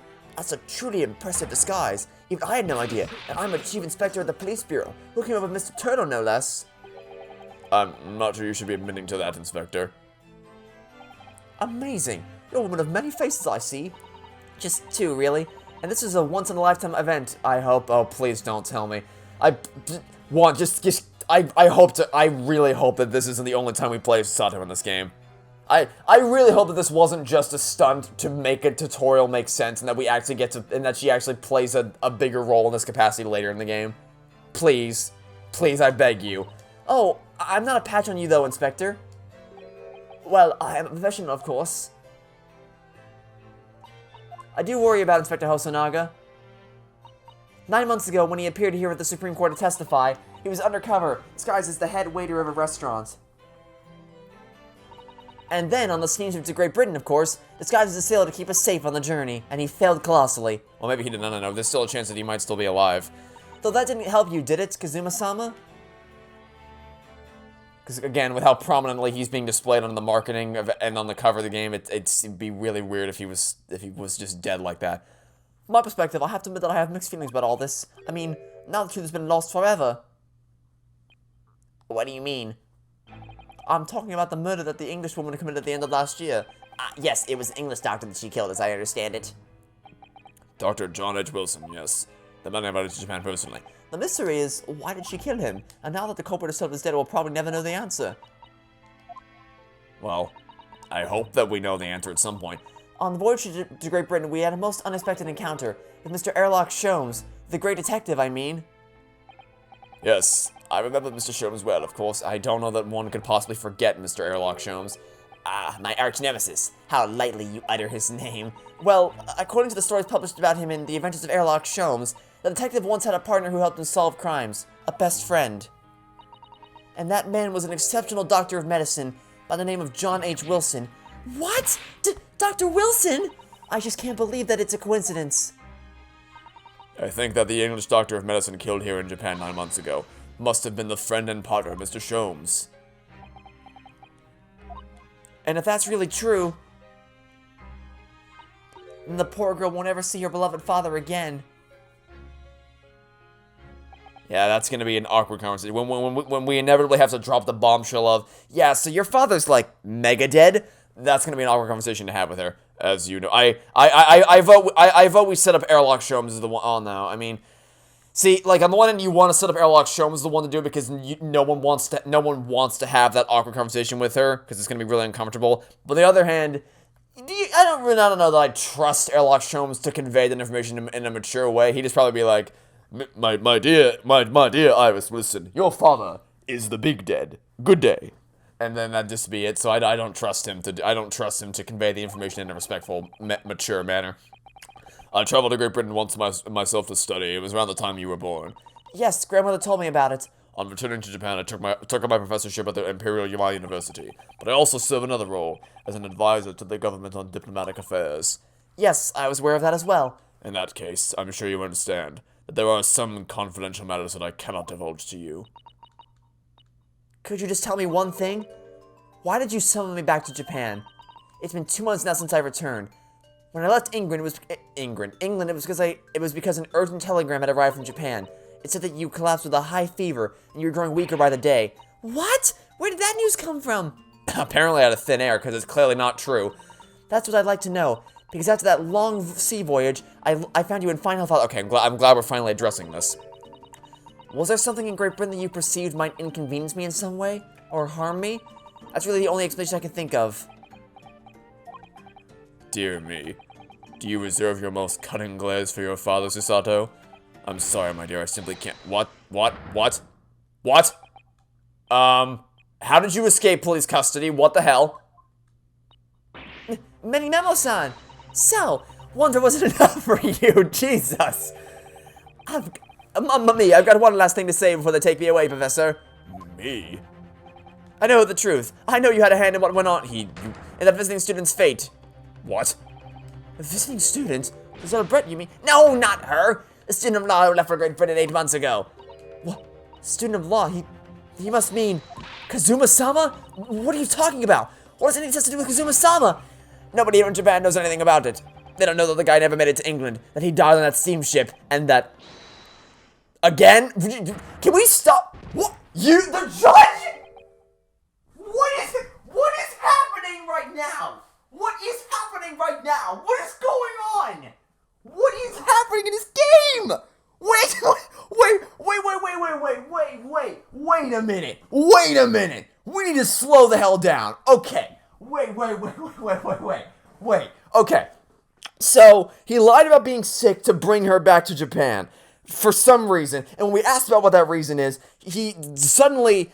Mr. writing many memos burst into the doors and somehow escaped police custody. The bailiffs did jack shit to contain him. And then, right when he's about to tell us what happened with Kazuma-sama, who apparently Mr. Mikutaba had a role in for some reason, the judge bursts in and apparates into the scene, just teleports into the scene through a wall somewhere, and then he Falcon punches him into the next dimension, because we just can't get enough of Falcon punching this man into a different dimension, and now the judge is here? What is happening anymore? What is this game? And this is still in the aftermath. I'm still not fully recovered from the double Susato takedown, or when I thought Pain was gonna kill himself. What is happening right now? What is this? What were you officers playing at? Very sorry, Your Excellency. What? What is happening? I was coming to tell you that the rickshaws arrived, Eugen. The judge has to be the one to tell you that? Yes, thank you for dealing with him, and I'll be there shortly. Oh, Your Excellency. Ha! The trial's over. I'm not Your Excellency anymore. Merely your father's friend, Seishiro Jigoku. May I say that since I saw you last, you seem to have taken on a more dashing appearance, Susato. Did you know all along? From the start of the trial? Ha! A judge sees everything, Susato.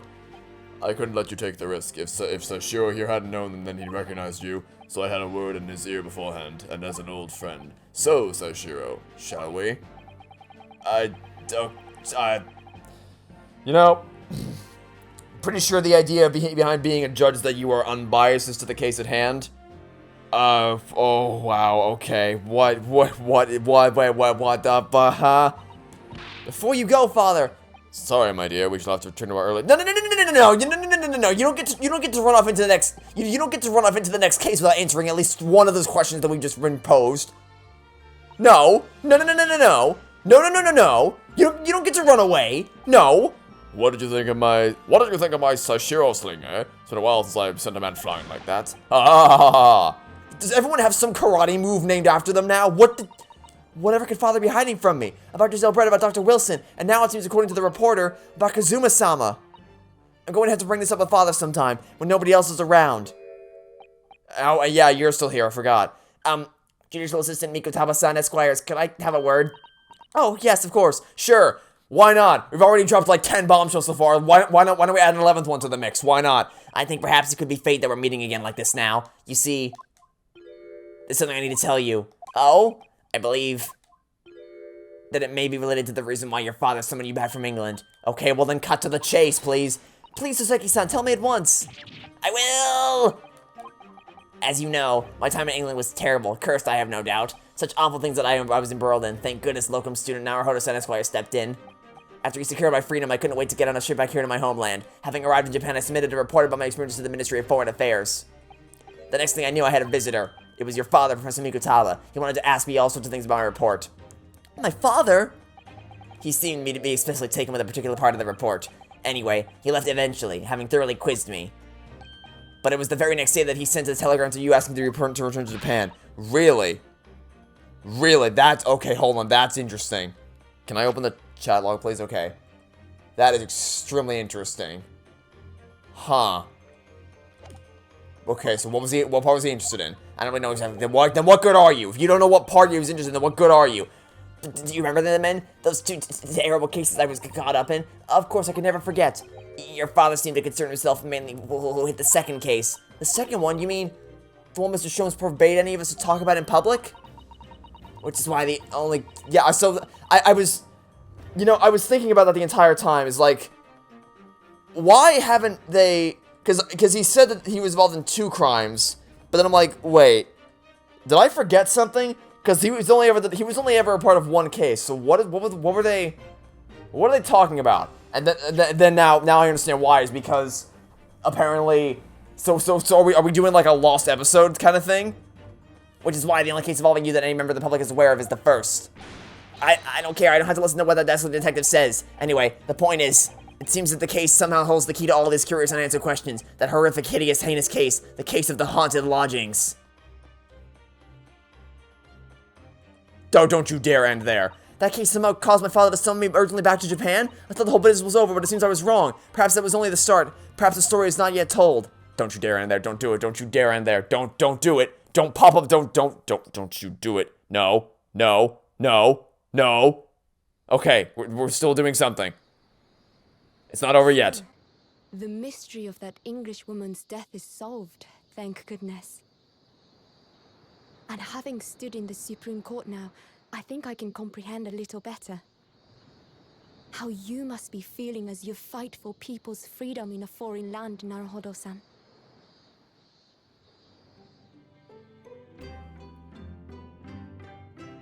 But actually, I'm writing to you today because of another matter. I met Soseki-san and we talked about that second case he was involved in. Father has said nothing to me, but I feel certain of it. That case holds the key to some great unsolved mystery. My notes on the case should still be in the office, tucked away at the back of the shelves on the left. Perhaps you might like to look over them again. Today, for the first time this year, it feels as though summer has arrived. The sky is a brilliant blue. It makes me long to see you again. Yours, Susato.